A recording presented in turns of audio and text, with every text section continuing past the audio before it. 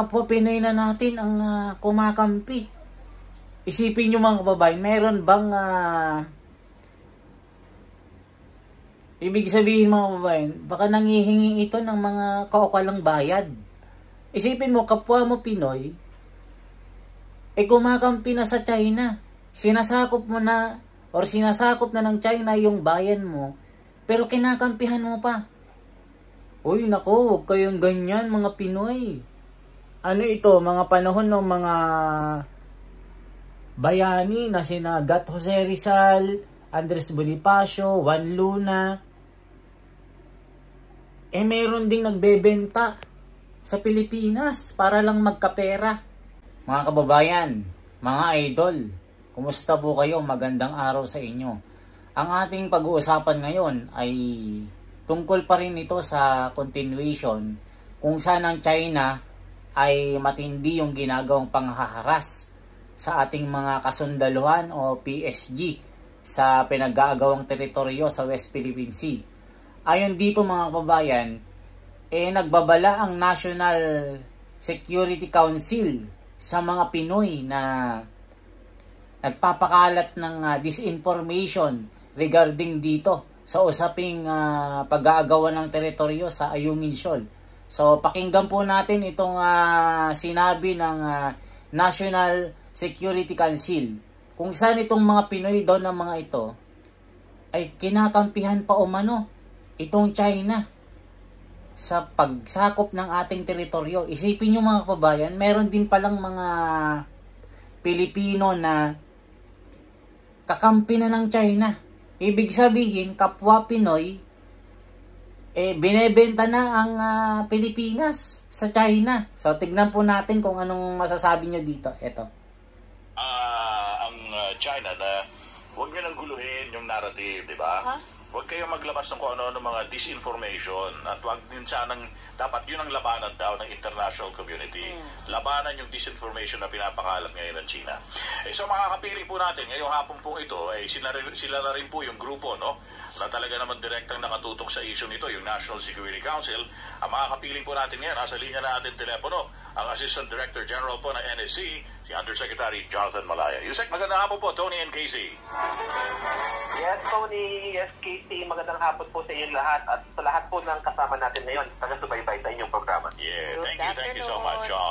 Actually, di ba parang tama yung sinabi ni Defense Secretary Gibo Teodoro na dapat po talaga makiisa yung buong daigdig para kontrahin yung propaganda, di ba? At saka yung disinformation na pinapakalat ng China. Pero do you think po ba, Yusek, na meron pa bang naniniwala dun nga sa propaganda ng China sa ngayon?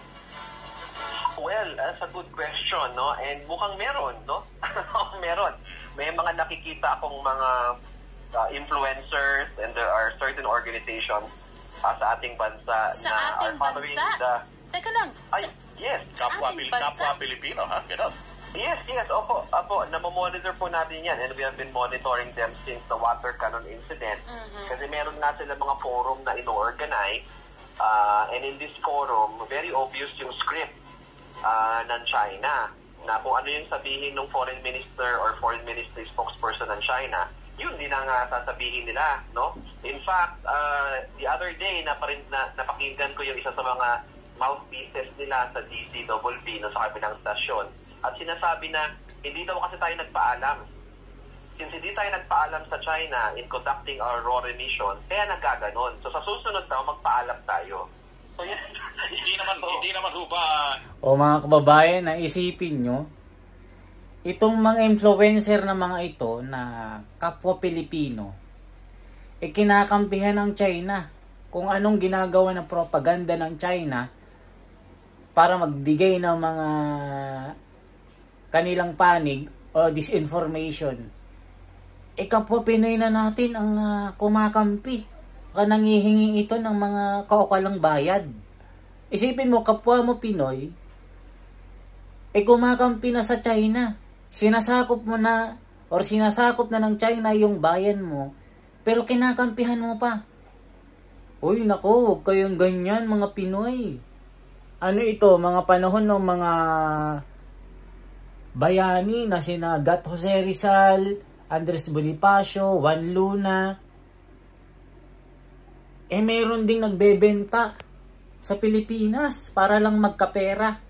Isipin nyo mga kabayan. Ano sa tingin nyo? Mga Pinoy ito pero kumakampi sa China. Kung ano daw ang sabihin ng China, yun din ang pinapakalat ng mga influencer na mga ito. O pakinggan pa natin mga kababayan. Grabe nakakagalit Mga Pinoy kayo pero anong ginagawa nyo? Binebenta nyo ang West Philippine Sea. Hindi naman ho ba, to use the words of one of our ambassadors, sarcastic lamang po yung pagkakabigkas nun? No, hindi. I was listening, no? I was intensely listening to the statement coming from their group. And then, kaya nga ako nag-text sa kanila. That's why yesterday, lumabas din ako sa programang yon just to answer. Kasi meron po, and, Tony and Casey, we also accept that kasi demokrasya tayo, no? Demokrasya tayo. There will always be people who will not be happy with what's happening and will take the side of China. Okay lang naman po yun. Ang ano lang is, huwag magpakalat ng disinformasyon. Yun lang kasi yung mahirap no? If it is a actual misappreciation of the facts, okay lang yun. Pero kung ang pinapakalat ay fake news or disinformation, yan po ang kailangan labanan natin. But medyo yung nabanggit nyo, yun. Mga kababayan, isipin nyo. Kasi meron naman daw tayong freedom of expression na sabihin natin kung ano yung mga saloobin natin. Kasi nga, freedom of expression daw Pero wag daw kayo magpakalat ng disinformation na kumakampi pa kayo sa China. Naku po, mga kababayan, meron na palang mga ganito. Panahon pa ng mga Kastila, panahon pa ng mga Japanese, panahon pa ng mga Amerikano. Meron ng mga ganito pala. Makapili yung mga tawag dito. Yung imbes na kampihan ang kapwa Pilipino, pero ano ang ginagawa nila? Kumakampi sila sa kaaway ng Pilipinas. Baka nga sabi ko sa inyo, meron silang tinatanggap na pera galing sa kanila. Kasi minsan ganyan basta lang sa sariling interes mo, dahil meron kang pakinabang, ibebenta mo na yung kapwa mo Pilipino. Ibebenta mo na yung Pilipinas. Dahil sinasakop na nga ng China yung West Philippine Sea, ikaw naman na Pilipino, kumakampi ka pa sa kanila. Anong klaseng Pilipino ka? Anong klaseng nilalang ka? Nakapwa mo Pilipino, yung Pilipinas, binibenta mo na sa China. Magkano ang binayad sa inyo? Grabe kayo. Talagang yung balahibo ko mga kababayan tumatayo. Nakakagalit din palang mga ito. So tignan pa natin yung mga nangyayari mga kababayan. Mga kababayan, pakinggan pa natin itong sinasabi ng National Security Council kung bakit may mga nagpapakalat ng mga maling information regarding po sa West Philippine Sea. Pakinggan po natin mga kababayan. Filipino mouthpieces or propagandists ng China is kung anong ilabas ng Chinese Embassy, ilalabas nila sa kanilang mga accounts on social media. And syempre, it creates an avenue for disinformation. Kasi yung binabanggit ko na video na pinalabas ng China, kuha mula doon sa deck ng Chinese Coast Guard. CCG. And then, since ang view coming from the deck ng CCG, lumalabas doon, yung Unay sa May ang humarang. So, you can just imagine, Tony, that small wooden boat will have the audacity to cross the path of metal ship. Of a 100. O isipin mo, ang ginagawa daw ng mga influencer na mga vlogger na ito, pinapalabas pa na yung maliit na barko ang unang humarang sa malaking barko. Na ayon sa pahayag ng China, yun din ang pinapakalat nila sa kanilang mga social media, mga kababayan. Isipin mo maliit na barko ng Pilipinas, unang babangga sa malaking barko ng China. kung hindi ba naman kayo mga mga hinayupak kayo Sinong kuting tapos babangga sa tigre, di isinalpak mo yung buhay mo. Kaya itong mga influencer na ito, baka tumatanggap kayo ng pera mula sa China. Ang kakapal ng mukha nyo. Pakinggan pa natin itong sinasabi ng National Security Council. Meter plus Chinese Coast Guard vessel. So that's exactly what they're trying to say. And then doon naman sa kabila sa BRP Capra, ang sinasabi ng Chinese Embassy, umatras daw kasi. Inatrasan natin yung barko nila, ganon? Yes, inatrasan natin yung barko nila. Buti na lang, nandun si Bianca Dava ng PBS-CBN. And nandun siya mismo sa kung nasaan nagbabanggaan, nagtakbuhan yung media.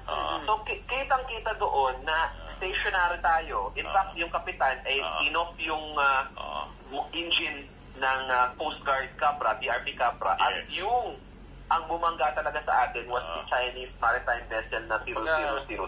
Kumbaga, charging foul ang ginawa sa basketball Nakahinto ka na di ba? Tapos nakakapinangga di ba? Yes. And of course, ang purpose ng China dito is create a false narrative na tayo yun ang gugulo. Tayo yung nagpo-provoke para, kasi nga. Stop natin mga kababayan. So, ang gusto ng China, palabasin na yung Philippine Coast Guard ang unang bumangga sa kanila. Na pinapakalat naman ng mga influencer na mga ito, na mga vlogger na ito na bayaran. Mga kababayan. So kung ano ang ipalabas ng China, yun ang pinapakalat nila. Tapos ina-upload nila sa YouTube channel nila, sa social media nila. Kaya ang sabi dito, disinformation yung kumakalat. Na mas pinapanigan pa nila yung China kaysa sa ginagawa ng mga Philippine Coast Guard. Buti na lang merong kasamang media itong Philippine Coast Guard. Kung wala silang mga kasamang mga media dyan, malamang magmumukhang kawawa at magiging kasalanan ng PSG. Itong nangyaring collision ng barko. Kung hindi nakuhanan ng video ito, malamang maraming maloloko ang ginagawa nilang pagpapakalat ng maling balita, mga kababayan. Kaya ano sa palagay nyo? Tama ba na itong mga pro-China na ito mga kapwa Pinoy natin? Mga kalahi natin na binebenta ang ating bansa para magkamal ng sariling pera o magkamal ng mga pansariling interes sila? I-comment nyo po sa baba mga kababayan. Dapat ito yung ito yung ang hirap sabihin mga kababayan. 'Di ba nakakagigil kasi nga mga Pinoy na ang nagbebenta sa kapwa Pinoy at sa Pilipinas sa kanilang bansang sinilangan tinatakwil nila at ang China ang kanilang pinapanigan sa nangyayaring pagkubkob ng mga teritoryo natin dyan sa Ayungin Shoal sa West Philippine Sea na ang tanging hangad lang naman natin magbigay ng resupply mission doon sa Sierra Madre kung saan nandun yung mga kasundaluhan natin na patuloy na nananatili doon para protektahan ang ating teritoryo. Kaya mga kababayan, mag-comment po kayo kung anong masasabi niyo sa mga Pinoy na ito. Sa akin lang, komento ko, ang kakapal ng mukha nila. Mga kababayan, yan lang masasabi ko, ang kakapal ng mukha nyo. Sana, wag nyong tawagin ang inang bayan nyo pag kayo ay nakarma sa mga ginagawa nyo. Kaya mga kababayan, patuloy lang tayong sumubaybay sa usapin ng agawan ng teritoryo dyan sa West Philippine Sea.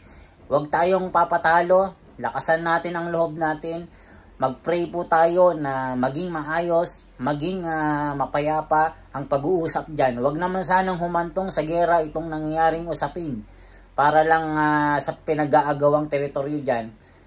Ayon sa international law, sa atin po ang West Philippine Sea. Pero itong China, hindi tinatanggap ang pagkatalo nila. dahil parang baliwala yung international law. Dahil atin yung West Philippines mga kababayan Kaya salamat sa inyo. Sana patuloy nyo pong suportahan ang pagsubaybay sa ginagawa nating pagbabalita. Salamat po.